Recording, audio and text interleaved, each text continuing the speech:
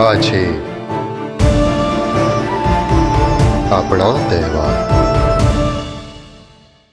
નમસ્કાર દર્શક મિત્રો, આજના આ કાર્યક્રમ આપણા તહેવારમાં હું સંજના રાજકુમાર આપ સૌનું હાર્દિક સ્વાગત કરું છું. મિત્રો, આપણે સૌ જાણીએ છીએ કે ભારતના તહેવારો ભારતમાં જ નહીં બધી જગ્યાએ સમાનતાપૂર્વક ઉજવણી કરવામાં આવે છે. અને હવે જ્યારે આપણે મોડર્નાઇઝેશન તરફ આગળ વધી રહ્યા છે, ત્યાં ભારતના તહેવારોનું મૂળ આપણા હાથમાંથી છૂટતું જાય છે. પણ લોકો, બહારના દેશના લોકો એને હજુ પણ એટલું જ લોકપ્રિય અને પ્રખ્યાત રૂપે મનાવે છે. તો આપણા ભારતીય તહેવારોમાંનો એકમાંનો મુખ્ય તહેવાર છે હોળી. હોળી તહેવાર છે રંગોનો, અને રંગ હોય છે અલબેલા. આ રંગોમાં જે રંગાઈ જાય છે એ દુઃખ દર્દ બધું ભૂલી જાય છે. તો આવા જ તહેવારની આપણે આજે ચર્ચા કરવાના છીએ. કહેવાય છે કે મનુષ્યના શરીરમાંથી આત્મા નીકળી જાય ને તો શરીર બેકાર થઈ જતું હોય છે. એવી જ રીતે તહેવારોમાંનું જે આધ્યાત્મિક અર્થ છે એ જો આપણે ભૂલી જઈએ ને તો તહેવાર પણ નકામા થઈ જતા હોય છે. અને આ આધ્યાત્મિક અર્થ આપણે આજે સમજવાના છે, જાણવાના છે અને એને માનવાના છે. તો એની માટે આપણને એ જાણકારી આપવા માટે આપણી વચ્ચે આજે ઉપસ્થિત છે બ્રહ્માકુમારી ફાલ્ગુનીબેન. ફાલ્ગુનીબેન, આપનું હાર્દિક સ્વાગત કરું છું આજના આ પ્રોગ્રામ આપણા તહેવારમાં. ઓમ શાંતિ. ઓમ શાંતિ. તો ફાલ્ગુનીબેન, આપણે આજના કાર્યક્રમમાં હોળીની ચર્ચા કરવાના છે. એમ તો જોવા જઈએ તો હોળી વિશે બહુ બધી કહાનીઓ, વાર્તાઓ આપણે નાનપણથી સાંભળી છે. એમાંની એક છે જે હોલિકાને રિલેટેડ હોળી આપણે ઉજવીએ છીએ. પણ અહીંયા અમારા દર્શક મિત્રોને આપ પ્લીઝ જણાવો કે આનું આધ્યાત્મિક રહસ્ય શું છે અને એની સચ્ચાઈ શું છે. આજના આ યુગની અંદર આપણે તહેવારો મનાવતા એના આધ્યાત્મિક રહસ્યને ભૂલતા જઈ રહ્યા છે. ત્યારે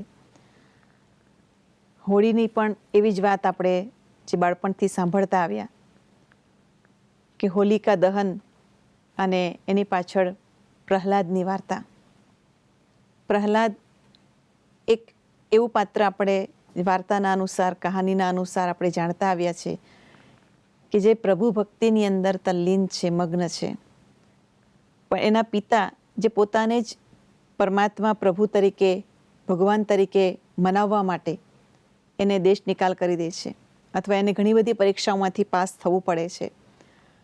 ત્યારે એને એના પ્રહલાદને એના પ્રભુ માટે એટલી બધી શ્રદ્ધા અને વિશ્વાસ હોય છે કે જે કહે છે તે પ્રમાણે કાર્ય કરે છે. ત્યારે હિરણ્યકશ્યપ જે પ્રહલાદના પિતા એને કહે છે કે જો તારો ભગવાન બધી જગ્યાએ હોય તો આ થાંભલાની અંદર તું કરીને બતાવ. અને થાંભલાને ખૂબ જ અગ્નિથી તપાવવામાં આવે છે અને એને બાથ ભીડવા માટે કહે છે કે જો તારો ભગવાન અહીંયા હોય તો તને બચાવી શકશે. હું જ ભગવાન છું, બાકી કોઈ દુનિયામાં ભગવાન નથી. એવી એની પોતાની એક એવી માન્યતાને કારણે આ જ્યારે વાત આગળ વધે છે તો પ્રહલાદ એ સમયે એ અગ્નિના થાંભલાને જ્યારે પકડવા માટે જાય છે ત્યારે જુએ છે કે એની ઉપર એક કીડી ચાલતી હોય છે અને કીડી બચી જાય છે. એ જ વિશ્વાસથી કે મારો ભગવાન પણ મને બચાવશે, અને એને થાંભલાને વળગી જાય છે, પણ એને કશું થતું નથી. એટલી એને ભગવાન માટેની શ્રદ્ધા હોય છે. તો પણ હિરણ્યકશ્યપને એનો એમ નથી થતું કે આ હું જ ભગવાન છું તો એ બીજા કોઈ ભગવાન કેવી રીતે એને બચાવી શકતા હોવા જોઈએ. એની અગ્નિ પરીક્ષા એટલે કે બીજી રીતે પરીક્ષા લેવાની કોશિશ કરે છે. હિરણ્યકશ્યપની બહેન એટલે કે પ્રહલાદની ફોઈ, એને એક એવું વરદાન મળેલું હતું કે એ અગ્નિમાં બળી નહીં શકે. અને એને કારણે એણે હિરણ્યકશ્યપે કહ્યું કે હોલિકાને અગ્નિની અંદર, એટલે કે એક લાકડાનો આખો ઢેર બનાવ્યો, એની ઉપર હોલિકાને બેસાડી અને પ્રહલાદને એના ખોળામાં બેસાડ્યો, તાકી હોલિકા બચી જશે અને પ્રહલાદ મૃત્યુ પામશે. હવે ક્યાં એને કોઈ બચાવી શકશે? અને એ આધારે એ પરીક્ષામાંથી પણ પાસ થવા માટે પ્રહલાદે હા પાડી. અને એ જ પ્રમાણે બધું ગોઠવાઈ ગયું. કહેવાય છે કે હોલિકા જ્યારે એને લઈને બેસી ખોળાની અંદર પ્રહલાદને, એ શ્રી હરિનું જ ધૂન કરતા હતા. એટલે ભગવાનમાં એટલા તલ્લીન થઈ ગયા હતા કે હોળી ટોટલી, એટલે કે હોલિકા એની ફોઈ સળગી જાય છે, ટોટલી ભસ્મ થઈ જાય છે, પણ પ્રહલાદને કશું થતું નથી. હવે આના આધ્યાત્મિક રહસ્યને સમજવાની વાત છે. પ્રશ્ન એ થાય કે શું આજે કોઈ પણ વ્યક્તિને એવું વરદાન હોઈ શકે કે એ સળગી ના શકે? આજે જ્યારે મનુષ્ય મૃત્યુ પામે છે તો એને આપણે અંતમાં લાકડામાં અથવા તો દાટીએ છીએ કાં બાળી નાખીએ છીએ, તો નહીં બળી શકે એવું તો હોઈ ના શકે. પણ વાસ્તવિકતા એ છે કે આ શરીર અને આત્માની વાત છે. શરીર કે જે હોડિકા છે અને આત્મા જે કે પ્રહલાદ છે. આત્મા જ્યારે પરમાત્માની યાદમાં તલ્લીન હોય છે, મગ્ન હોય છે, તો એને કોઈ પણ જાતનો અનુભવ થતો નથી. અને આમ પણ કહીએ છીએ કે આત્માને અગ્નિ બાળી નથી શકતો. તો પ્રહલાદ એ આત્માનું સ્વરૂપ છે, આત્માનું પ્રતીક છે. અને હોળિકા એ શરીરનું પ્રતીક છે. જ્યારે શરીરના ભાનમાં વ્યક્તિ હોય છે, દેહના અભિમાનમાં હોય છે, તો દેહ તો આખરે એક દિવસ ભસ્મ થવાનું જ છે. તો એની યાદગાર સ્વરૂપે આજે હોળી મનાવવામાં આવે છે કે જે પ્રહલાદ અને એનું હોળિકાના દ્રષ્ટાંતથી સમજ માટે આ કહેવાયું છે કે આત્મા સમજીને દરેક કર્મ કરીએ, નહીં કે દેહના ભાનમાં. આ તો તમે બહુ જ સરસ કીધું બેન કે આત્મા અને પરમાત્માની વાત છે આ, અને હોળીમાં એ આધ્યાત્મિક મહત્વ જે છુપાયેલું છે એ લોકો સમજી નથી શકતા. પણ આજની તારીખમાં પણ લોકો હોળીના દિવસે હજુ પણ એ અગ્નિને પ્રજ્વલિત કરીને એની આજુબાજુ ચક્કર લેતા હોય છે. એ બધું કેમ થતું હોય છે? એનું રહસ્ય ભૂલી ગયા અને ફક્ત એના આપણે અર્થને ભૂલીને જે ક્રિયાઓ છે એની પાછળ જ આપણે સમય આપીએ છીએ. બધા કરે છે, આપણે કરવાનું છે. શાને માટે કરે છે, એની પાછળ મારે શું સમજને કેળવવાની છે, એનું આપણે ક્યારેય ધ્યાન નથી આપતા. અને એટલા માટે જ આજે એની અંદર કોઈ ઉમંગ, કોઈ ઉત્સાહ નથી. દરેક આજે ફીલ કરે છે તહેવાર આવે છે પણ કંઈ અર્થલેસ છે, મિનિંગલેસ છે. એટલે વાસ્તવિકતા આજે સમજ માટે સમય પ્રતિ સમય એને આપણે ઉજાગર કરવી જોઈએ, એનો ઉમેરો કરવો જોઈએ કે એની પાછળના મહત્વને સમજીને કર્મ કરવું જોઈએ. આજે સમજ વિના કોઈ પણ કાર્ય કરવામાં આવે છે તો ફક્ત આપણે નિરસતાના પૂર્વક કામ પૂરું કરી દઈએ છીએ. તો આ હોળી સાથે આ રંગોનું શું મહત્વ છે? બધા એકબીજા પર રંગ લગાવે છે આજકાલ, પિચકારીનો ઉપયોગ કરે છે, બલૂનવાળા લાઈક પાણીવાળા બલૂન બધા ફેંકવામાં આવે છે. તો એનું શું મહત્વ હશે? આજે દરેક વ્યક્તિ હોળી એટલે જ રંગોનો તહેવાર કહેવાય છે. પણ જેમ અત્યારે આપણે એનું મહત્વ સમજ્યા કે આત્મા એ પ્રહલાદ છે અને આત્માની યાદગારનો આ પર્વ છે કે શરીર બળી જાય છે, આત્મા બચી જાય છે, તો આત્માને કોઈક ને કોઈક રંગમાં રંગાવાનું છે. આપણે શરીરને રંગી દઈએ છીએ, શરીરને કાળું મેલું કરી દઈએ છીએ. આજે તો એ પહેલાંના રંગો જે નેચરલ કલર કે નેચરલિટીના આધારે કરવામાં આવતા હતા, આજે તો એ કીચડ સુધી પહોંચી ગયા છે. કેમિકલના રંગો સુધી પહોંચી ગયા છે જે શરીરને પણ નુકસાન કરતા બની ગયા છે. આઈ થિંક ગુલાલ અને કેસુડાના ફૂલ અને Right. એવું ઉપયોગ કરવામાં આવતું, જ્યારે આજે તો કાળા અને ભૂરા કલર બધા કરતા હોય અને છે. કાળા કલર તો ઠીક, પણ કેમિકલ વાળા કે જે શરીરને નુકસાન પહોંચાડે છે એવા રંગો, તો શું એનાથી ઉમંગ ઉત્સાહ વધે છે ખરો? પ્રશ્ન એ પણ આજે એક વિચારવાનો જેવો છે કે આપણે જે રંગને ઉત્સવના રંગ તરીકે માનીએ છીએ, પણ આત્મા તો રંગાતી જ નથી. જ્યારે કહીએ છીએ કે આત્માને પાણી ભીંજવી નથી શકતો, અગ્નિ બાળી નથી શકતો, તો પછી આત્માને કયો રંગ લગાવવો જોઈએ? શરીરને રંગવાની જ ફક્ત વાત છે કે આત્માને રંગાવાની વાત છે? મતલબ કહેવાનો એનો ભાવ એ જ આવે છે કે આત્મા પરમાત્માના રંગમાં રંગાઈ જાય, જ્ઞાનના રંગમાં રંગાય, જેનાથી ખુશી અને આનંદ ઓટોમેટિક આંતરિક નીકળે છે. આપણે બાહ્ય ગમે એટલું કરીએ પણ મારે મનની ખુશી નહીં હોય, મનમાં આનંદ નહીં હોય, તો હું ઉત્સવ મનાવીશ કેવી રીતે? મારી અંદર જ કંઈક નથી તો બહાર કેવી રીતે આવશે?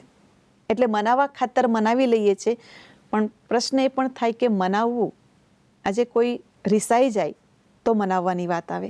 આપણે કહે છે હોળીનો તહેવાર મનાવીએ, આ તહેવાર મનાવીએ, પણ મનાવવાની પાછળનો મતલબ શું? શું રિસાઈ ગયા છે એટલે મનાવવાનું છે કે વાસ્તવમાં આપણે એવું કર્મ કરીએ છીએ તે દિવસે એકબીજાને રંગવાનું કે જેનાથી વાસ્તવમાં તો ઓર રિસાઈ જાય છે? કર્મ એવું કરીએ છીએ, ઠેસ પહોંચાડી દઈએ છીએ, કોઈને અપમાન કરી દઈએ છીએ કે એ સમયે હોલી હે બુરા નહીં માનના, હોલી હે બુરા નહીં માનના, હોલી હે કરીને આપણે એકબીજાને જે કહેવું છે જે કહી દઈએ છીએ અને જે અંદરનું જે છે બધું જ બહાર કાઢી દઈએ છીએ.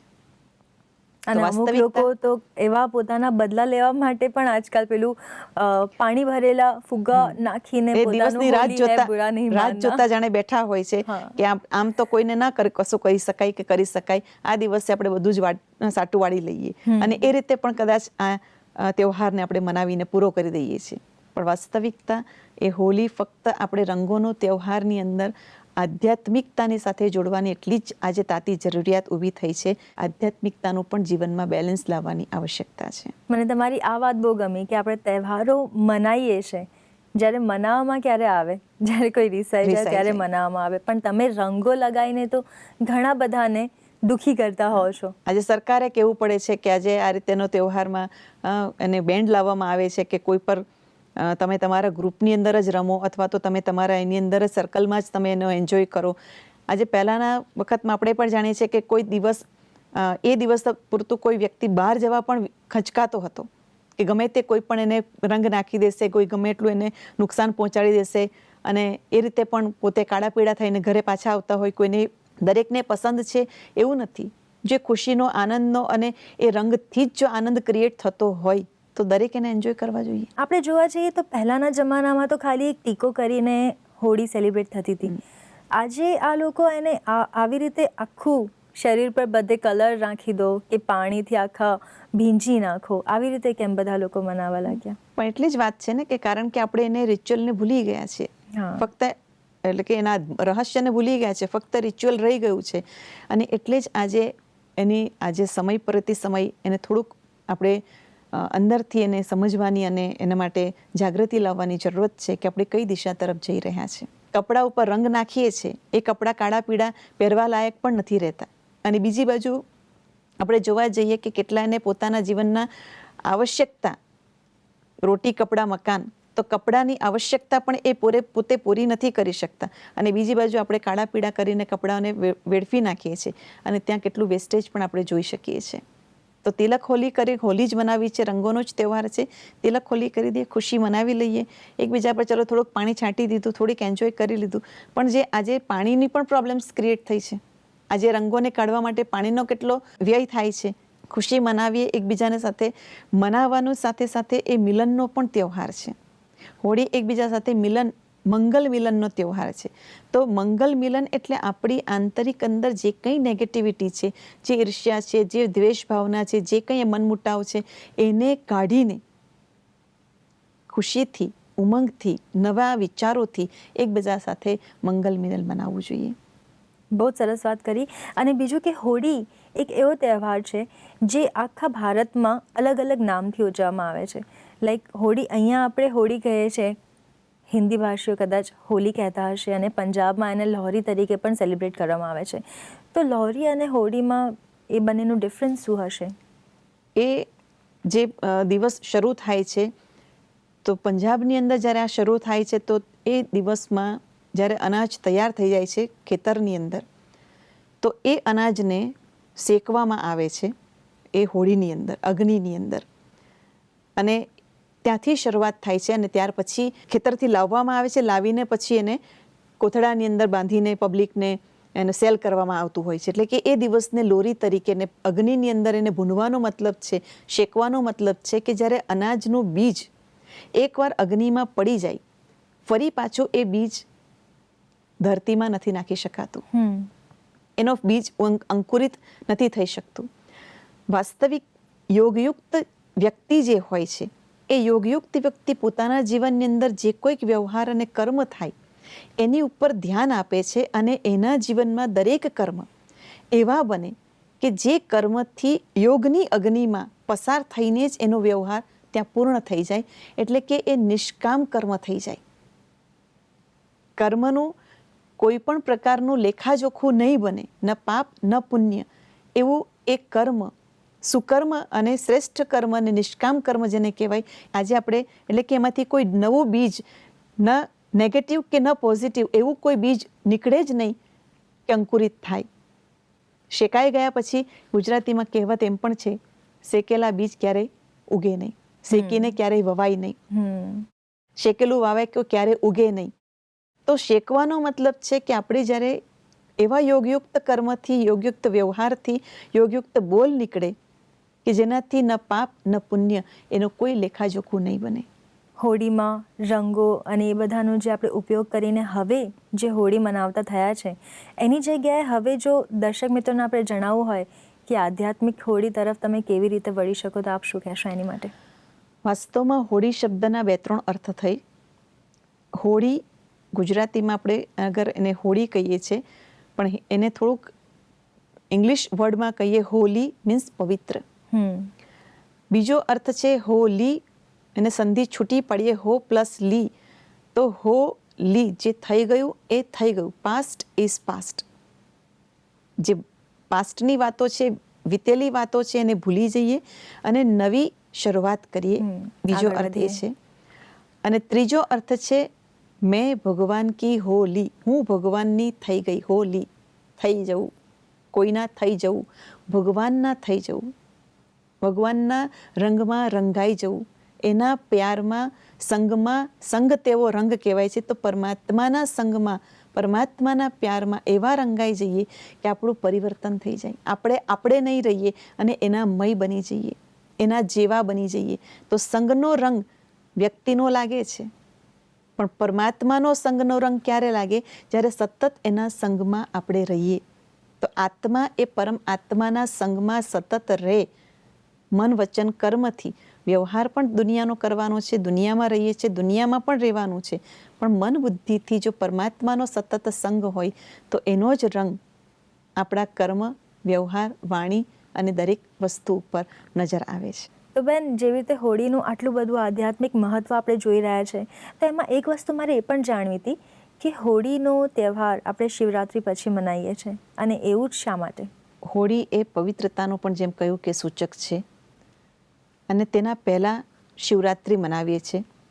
શિવરાત્રિ પરમાત્મા નિરાકાર શિવ જ્યારે ધરતી પર અંધકાર છવાયો હોય છે, અજ્ઞાનનો અંધકાર, એવા સમયે આવે છે અને આત્માને જ્ઞાન પ્રકાશથી એને ઉજાગર કરે છે અને આત્માને શુદ્ધ બનાવે છે, પવિત્ર બનાવે છે, હોલી બનાવે છે, હોલીએસ્ટ બનાવે છે.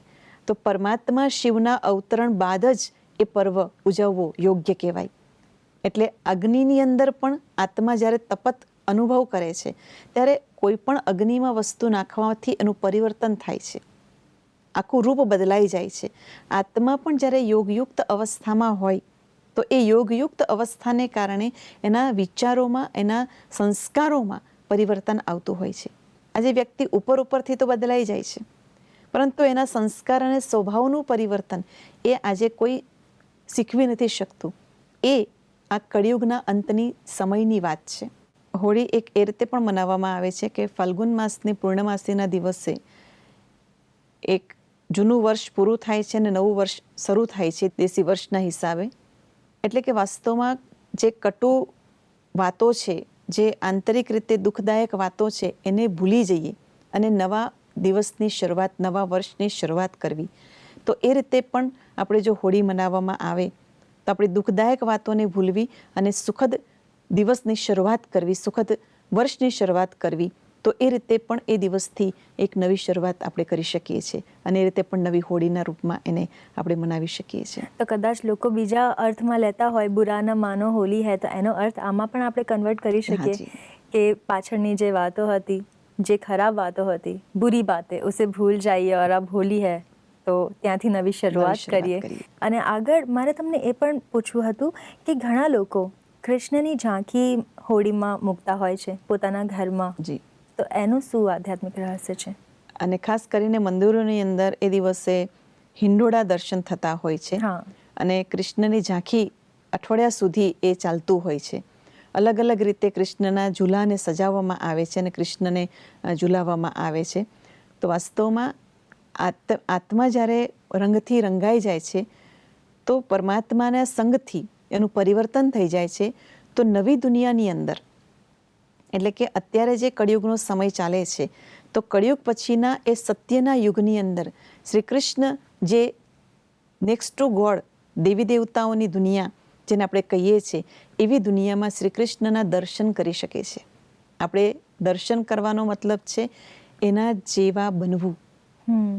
દર્શન કરવાથી આપણે ફક્ત દર્શન કરીને ખુશ નથી થવાનું, પણ વાસ્તવમાં એના જેવા બનવા માટેનો એક સંકલ્પ કરીએ કે એમના જીવનની અંદર આ બધી વાતો કેવી રીતે આવી, તો હું મારા જીવનમાં પણ કંઈક એને ઇમ્પ્લિમેન્ટ કરી શકું, એને પણ હું ધ્યાનમાં લાવીને પરિવર્તન કરી શકું, એ બાબતનો એક લક્ષ્ય આપણે નક્કી કરવાનું હોય છે. તો શ્રી કૃષ્ણના દર્શનની એટલે કે શ્રી કૃષ્ણની ઝાંખીનું દર્શન કરીએ છીએ અથવા તો શ્રી કૃષ્ણના હિંડોળાનું દર્શન કરીએ છીએ, ઘરથી મંદિર સુધી જઈએ છીએ અને અલગ અલગ એનું ડેકોરેશન જોઈને આપણે ખુશ થઈ જઈએ છીએ. આપણા જીવનમાં પણ જો અલગ અલગ શ્રેષ્ઠ દિવ્ય ગુણોથી આપણે સુસજ્જિત હોઈએ તો આપણું જીવન પણ કેટલું દર્શન યોગ્ય બની જાય. તો શ્રી કૃષ્ણને જોઈને ફક્ત ખુશ નહીં થઈએ, એની દુનિયામાં જવા માટે આપણે પણ આપણું પરિવર્તન કરવું જોઈએ અને પાસ્ટને પાસ્ટ સમજી એક નવી શરૂઆત આપણે કરવી જોઈએ. સો બેન, મેં તમને પહેલાં પણ પૂછ્યું એ રીતે કે હોળી આપણે જે પ્રગટાવીએ છીએ અને એની પ્રદક્ષિણા લોકો લેતા હોય છે, તો એમાં લોકો નારિયેળ હોમતા હોય છે, રૂપિયો મૂકતા હોય છે, ધાણી પણ ઉપયોગમાં લેતા હોય છે, તો એનું શું મહત્વ હોઈ શકે? પૂજાને માટે તો પવિત્ર અગ્નિને આપણે યાદ કરીને કે એમાંથી પવિત્રતાની શક્તિને આપણે પ્રાપ્ત કરીએ. અને નાળિયેરનો મતલબ છે જે નો રિયલ, એટલે કે આ દેહ જે રિયલ નથી અને આત્મા જે રિયલ છે એને યાદ રાખીએ અને જે રિયલ નથી એને આપણે હોમવાની વાત છે.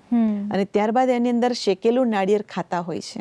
તો કહેવાનો મતલબ કે આપણી અંદર જે આત્માની તપત, જ્યારે યોગ અગ્નિની અંદર એ આત્મા પણ શેકાય છે તો એનું પણ પરિવર્તન થઈ જાય છે. તો એ નાળિયેરની મીઠાશ જેમ આવે છે તેમ આપણી અંદર પણ જીવનમાં ખૂબ જ સુંદર મીઠાશ આપણા વ્યવહારમાં, કર્મમાં આવતી હોય છે. એટલે આપણા જીવનની અંદર આ રિચ્યુઅલને ફક્ત કરવા પૂરતું નહીં, પરંતુ આના આધ્યાત્મિકતાના રહસ્યને પણ જાણી સમજીને જીવનમાં ઉતારવાનો પ્રયત્ન કરીએ. કારણ કે ફક્ત આપણે કરતા પૂરતું કરી લઈશું, બીજે દિવસે હતા પાછા ત્યાંના ત્યાં. ધાણી પણ તે દિવસે ખાવામાં આવે છે. તો એક ધાણી અનાજમાંથી જ્યારે અંકુરિત થાય છે તો દાણો ભારે હોય છે, જ્યારે એ ફૂટે છે ત્યારે બિલકુલ હલકી બની જાય છે, પચવામાં પણ હલકી છે, હેલ્થ માટે પણ હલકી હોય છે. અને ઋતુ ચેન્જ થવાને કારણે આપણી કફ પ્રકૃતિની અંદર પણ એ ધાણી ખૂબ જ હેલ્થ માટે પણ સારી હોય છે. એટલે એ દિવસોમાં આપણે ધાણી અને ગોળ વગેરે ખાઈએ છીએ. તો એ પ્રકૃતિનું પરિવર્તન છે, ઋતુનું પરિવર્તન છે, તો શરીર પણ પ્રકૃતિ છે, તો એને માટે પણ જે જરૂરી છે તો એ રિચ્યુઅલ સાથે જોડી દેવામાં આવ્યું છે કે તાકી તે દિવસોમાં કમસે કમ એ બહાને પણ આપણે એ વસ્તુનું પ્રાધાન્ય આપીને હેલ્થ માટે એને આપણે ઉપયોગમાં લાવી શકીએ. એટલે આ તો એવું છે ને કે કહેવાય છે કે ધર્મ સાથે તમે અમુક વસ્તુઓ જોડી દો તો લોકો એને ફોલો કરતા થઈ જાય. એ રીતે જ આવી નાની નાની વસ્તુઓ ઘણી બધી ધર્મ સાથે જોડી દેવામાં આવે છે. પણ મને હજુ પણ એક વસ્તુ આપને પૂછવી હતી કે જે હોળી પ્રગટાવવામાં આવે અને એની આજુબાજુ લોકો પ્રદક્ષિણા કરતા હોય છે, લાઈક પાણી કરીને લોટાની અંદર પાણી નાખતા જાય છે અને પ્રદક્ષિણા ફરે છે. તો વાસ્તવમાં આપણે પાસ્ટને ભૂલીને નવી શરૂઆત કરવા માટે આપણે એ પ્રદક્ષિણા ફરવાની, પણ આપણે તો ફક્ત અગ્નિની પ્રદક્ષિણા ફરી દીધી. પણ હું કંઈક પાણી, કોઈ પણ સંકલ્પ આપણે કરીએ છીએ કોઈ પણ બાબતનો, તો કે મેં પાણી મૂકી દીધું. આપણે જ્યારે કોઈ પણ એવી વિધિ ઘટના બને છે તો હું પાણી મૂકી દઈશ, કાલથી હવે પાણી મૂકી દઈશ, કાલથી હવે નહીં કરીશ, નહીં કરવા માટે તો હું પાછલું ભૂલીને હું નવી શરૂઆત કરું છું. એને માટે આપણે પાણી રેડતા હોઈએ છીએ. તો પાણીનો મતલબ, પાણી એક એટલું બધું સાત્વિક અને શુદ્ધ છે કે એની આપણા વિચારોની પાણી ઉપર અસર થાય છે. એના ઘણા બધા સાયન્ટિફિક રિસર્ચ થયું છે કે આપણે પાણી ઉપર આપણા વિચારોની અસર કેટલી બધી થાય છે. તો પાણીનો મતલબ છે કે સંકલ્પ કરવો, દ્રઢ સંકલ્પ કરવો કે આજથી આ જે થયું એ થયું, પણ હવે કાલથી નહીં થાય. તો આવી રીતે હોળીના સાથે જોડાયેલી ઘણી બધી વાતો છે જે આજે આપણને અહીંયા જાણવા મળી. અને આજના પ્રોગ્રામમાં આઈ એમ શ્યોર કે દર્શક મિત્રોને પણ બહુ જ બધું જાણવા મળ્યું હશે અને આધ્યાત્મિક રીતે હોળી કઈ રીતે મનાવાય એ પણ એમને આજે સમજવા મળ્યું હશે. સો મારો છેલ્લો ક્વેશ્ચન એક જ છે કે હોળીમાં લોકો સ્વાંગ રચતા હોય છે, તો એનો શું મતલબ છે? ઉત્તર પ્રદેશને આગળ જોવા જઈએ તો ત્યાં આગળ ઘણા બધા દેવી દેવતાઓને સ્વાંગ એટલે કે અલગ મેકઅપ કરીને, અલગ રીતે એને દર્શાવીને એમનું ઝાંખી કાઢવામાં આવતા હોય છે. અને એની આગળ સૌથી પહેલાં શિવજીની ઝાંખી કાઢતા હોય છે અને પછી દેવી દેવતાઓની ઝાંખી હોય છે. તો સ્વાંગનો મતલબ છે દેવી દેવતાઓને ખૂબ જ કલરફુલ ડ્રેસીસની અંદર અને એમની અંદર જે તિલક કરવામાં આવે છે આત્મસ્મૃતિનું, ત્યાં આગળ બલ્બ સળગાવવામાં આવે છે અચ્છા. તો પરમાત્મા શિવ જ્યારે આવે છે તો શિવને પહેલાં મૂકીએ છીએ.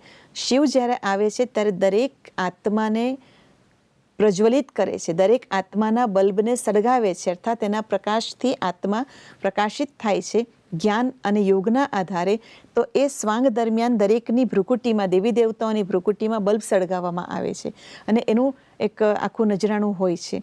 તો કહેવાનો મતલબ સ્વાંગનો મતલબ આત્મિક રીતે આત્મા જ્યારે ભરપૂર બને છે, જ્ઞાન અને યોગથી શક્તિશાળી બને છે, તો એનો આંતરિક પ્રકાશ અને દેવી દેવતાઓ સમાન એનું ઝાંખી કાઢવામાં આવે છે.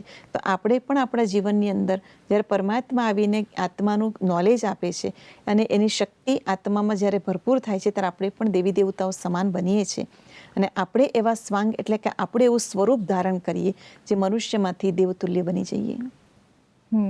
તો આને હોળીના ટાઈમમાં જ કરવામાં આવે છે? હાજી. ઓકે. એનું કંઈ મહત્વ? એટલે એની સાથે જ આ જોડવામાં આવે છે કે શ્રી કૃષ્ણની જેમ અહીંયા ગુજરાત દરમિયાન લગભગ બધી જગ્યાએ હિંડોળા કરવામાં આવે છે, તો ત્યાં આગળ સ્વાંગ રચવામાં આવે છે અને ઝાંખી કાઢવામાં આવે છે. ઓકે બેન, આજે તો બહુ જ બધી વસ્તુઓ હોળીને લઈને મારા મનમાં જે હતી એ બધી ક્લિયર થઈ છે અને આઈ એમ શ્યોર કે દર્શકોના મનમાં પણ જેટલી વસ્તુઓ હશે જે લોકો નહીં સમજી શકતા હોય, આજે આધ્યાત્મિક જ્ઞાનથી એ લોકો ઘણું ખરું સમજી શક્યા હશે.